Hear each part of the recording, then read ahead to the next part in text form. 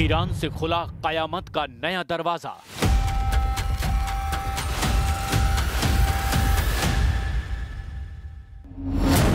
Israel के हजारों जासूस ईरान के शिकंजे में।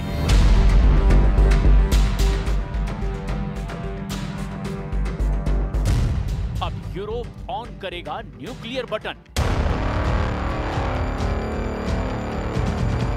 पश्चिम एशिया इस वक्त बारूद के ढेर पर है। किसी भी वक्त यहां नई जंग का आगाज हो सकता है, क्योंकि ईरान ने एक ऐसी गलती कर दी है जिसकी उसे और पूरे पश्चिम एशिया को भारी कीमत चुकानी पड़ सकती है।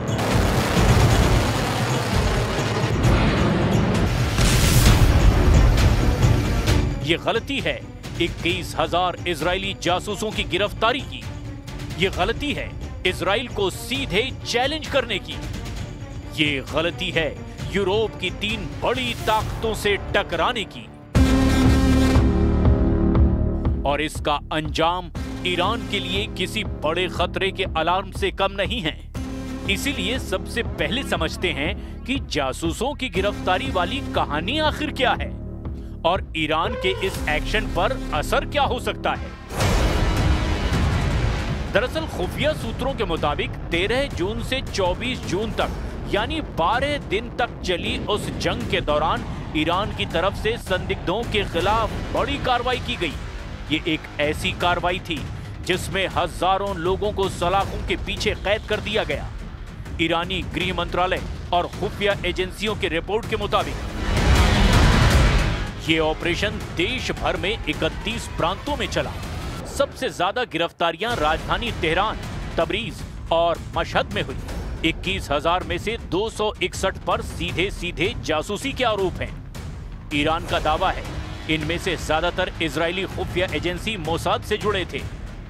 इन पर आरोप है कि इन्होंने सैन्य ठिकानों, मिसाइल डिफेंस सिस्टम और सरकारी इमारतों के गुप्त वीडियो और तस्वीरें विदेशी नेटवर्क को भेजी। 2,774 अफगान नागरिक भी हिरासत में हैं। ईरान कहता है कि इनमें से कुछ को इजराइल ने फील्ड एजेंट के तौर पर भर्ती किया था। बाकी हजारों लोग अवैध फिल्मांकन, साइबर फ्रॉड और फर्जी दस्तावेजों के आरोप में पकड़े गए। ईरानी सुरक्षा बलों ने 1,000 से ज्यादा चेक पॉइंट बनाए, शहरों और बॉर्डर इलाकों में ड्रोन से निगरानी की, जिसका असर ये हुआ कि लोगों से मिली टिप्स यानी सीक्रेट इंफॉर्मेशन में 40% तक इजाफा हुआ।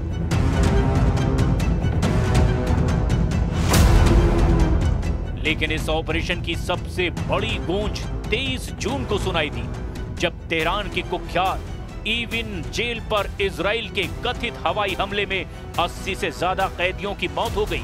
ह्यूमन राइट्स वॉच ने इसे संभावित युद्ध अपराध कहा, जबकि ईरान का आरोप है कि इजराइल सबूत मिटाना चाहता था।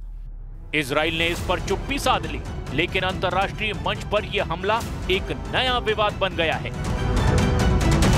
यहीं से कहानी मोड़ लेती है यूरोप की ओर। फ्रांस, ब्रिटेन और जर्मनी, जिन्हें E3 कहा जाता है, इन देशों ने ईरान को खुली चेतावनी दी है। शर्त साफ है, अगस्त के आखिर तक परमाणु कार्यक्रम को सीमित करने के लिए बातचीत पर लौटो, वरना संयुक्त राष्ट्र के स्नैपबैक सैंक्शन फिर से लागू होंगे। स्नैपबैक सैंक्शन यानी संयुक्त राष्ट्र सुरक्षा परिषद का वो हथियार जो 2015 के ईरान परमाणु समझौते में जोड़ा गया था। अगर किसी भी पक्ष को लगे कि ईरान ने समझौते की शर्तें तोड़ी है, तो बिना किसी वीटो के पुराने सभी अंतर्राष्ट्रीय प्रतिबंध अपने आप वापस लागू हो जाते हैं। इसका मतलब है हथियारों की बिक्री पर रोक, वित्तीय लेन देन पर पाबंदी और तेल निर्यात लगभग ठप। फ्रांस, ब्रिटेन, जर्मनी ने इसी का अल्टीमेटम दिया है। अगर अगस्त तक ईरान पीछे नहीं हटा तो स्नैपबैक चालू होगा और तेहरान की अर्थव्यवस्था पर फिर से अंतर्राष्ट्रीय शिकंजा कस जाएगा। ईरान ने इसे गैरकानूनी बताया और पलटवार में धमकी भी दी। अगर ऐसा हुआ तो वो NPT यानी परमाणु अप्रसार संधि से बाहर निकल जाएगा।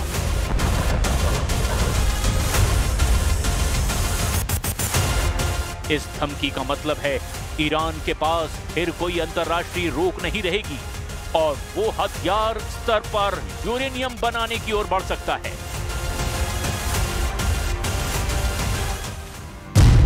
IAEA की रिपोर्ट कहती है कि ईरान के पास पहले से 60% शुद्धता वाला यूरेनियम है, जो परमाणु हथियार बनाने के लिए जरूरी 90% से बस एक कदम दूर है।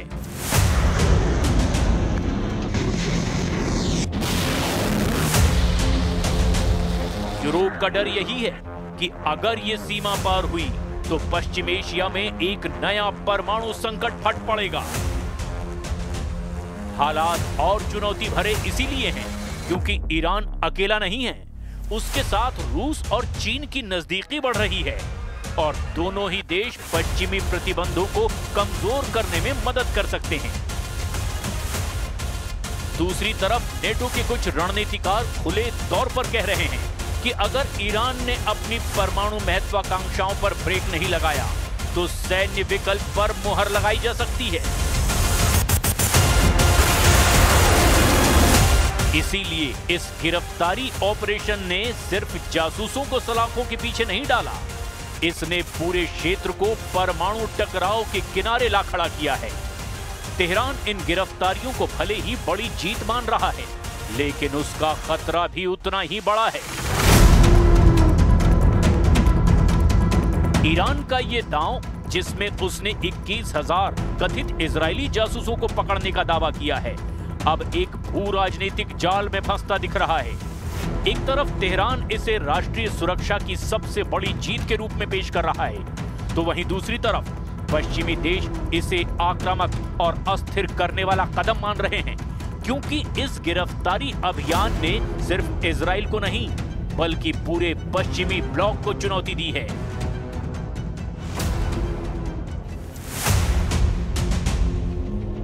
यूरोप में 3 बड़ी ताकतें फ्रांस, ब्रिटेन और जर्मनी अब खुले तौर पर कह रही हैं कि ईरान के परमाणु कार्यक्रम को किसी भी कीमत पर काबू में करना होगा।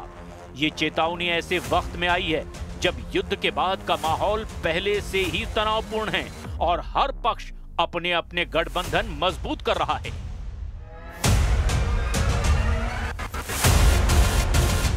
ईरान की रूस और चीन के साथ बढ़ती नजदीकी ने पश्चिम के शक को और गहरा कर दिया है। रूस पहले ही ईरान को ड्रोन तकनीक और मिसाइल डिफेंस सिस्टम में मदद दे चुका है, जबकि चीन ने हाल में ही ऊर्जा आपूर्ति और निवेश के बड़े समझौते किए हैं।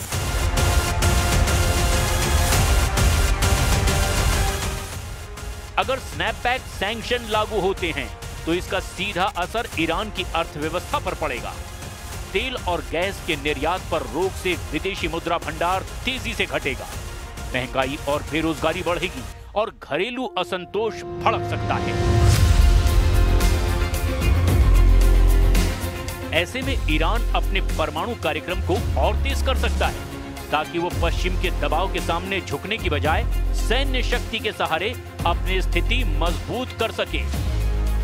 लेकिन यही रास्ता सबसे खतरनाक है, क्योंकि IAEA की रिपोर्ट के मुताबिक ईरान पहले ही हथियार ग्रेड यूरेनियम की दहलीज पर है। अगर उसने 90% शुद्धता का यूरेनियम तैयार कर लिया तो परमाणु हथियार बनाना सिर्फ तकनीकी और समय का मसला रह जाएगा।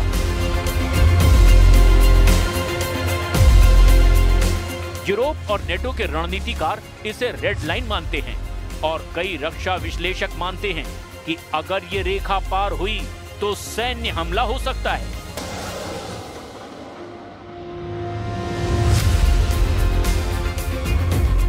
इसीलिए कथित तौर पर जासूसों की गिरफ्तारी के बाद शुरू हुई ये कहानी अब सिर्फ जासूसी तक सीमित नहीं रही। ये पश्चिम एशिया में एक नए परमाणु संकट के स्क्रिप्ट लिख रही है। तेहरान इस ऑपरेशन को अपनी आंतरिक सुरक्षा की जीत बता रहा है, लेकिन अंतर्राष्ट्रीय स्तर पर यह उसके खिलाफ बड़े मोर्चे को जन्म दे चुका है। और अगर यूरोप ने सच में न्यूक्लियर बटन ऑन करने का फैसला कर लिया तो अगली लड़ाई सिर्फ हथियारों से नहीं बल्कि परमाणु साए में लड़ी जाएगी।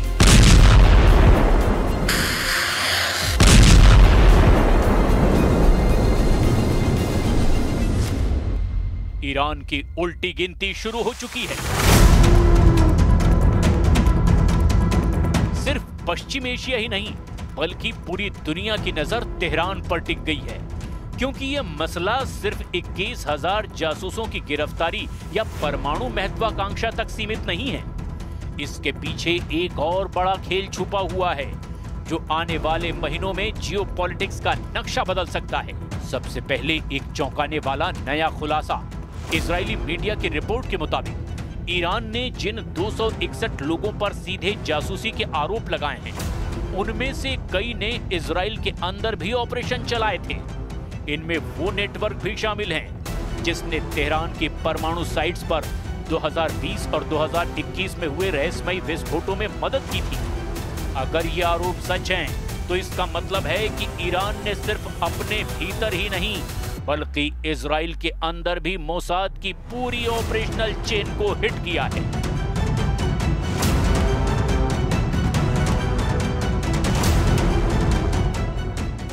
दूसरी तरफ फ्रांस, ब्रिटेन और जर्मनी का अल्टीमेटम महज डिप्लोमेटिक बयान नहीं। यूरोपीय खुफिया सूत्रों के मुताबिक E3 देशों ने पहले ही नेटो के सैन्य कमांड के साथ में प्री एम्प्टिव स्ट्राइक के सिमुलेशन पूरे कर लिए हैं।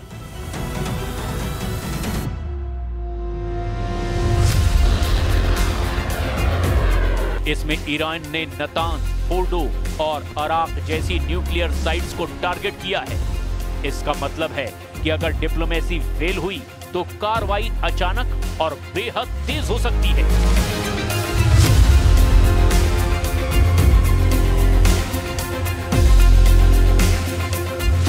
इस बीच अमेरिकी think tank institute for science and international security का दावा है कि ईरान के पास पर्याप्त 60% शुद्धता वाला यूरेनियम है, जिसे महज 12 से 14 दिन में हथियार ग्रेड में बदला जा सकता है। और अगर NPT से बाहर निकलने का ऐलान हुआ तो इंटरनेशनल मॉनिटरिंग लगभग नामुमकिन हो जाएगी। रूस और चीन की भूमिका यहां और दिलचस्प हो जाती है। रूस का एयर डिफेंस सिस्टम ईरान पहुंच चुका है, जहां उसकी टेस्टिंग भी हो चुकी है।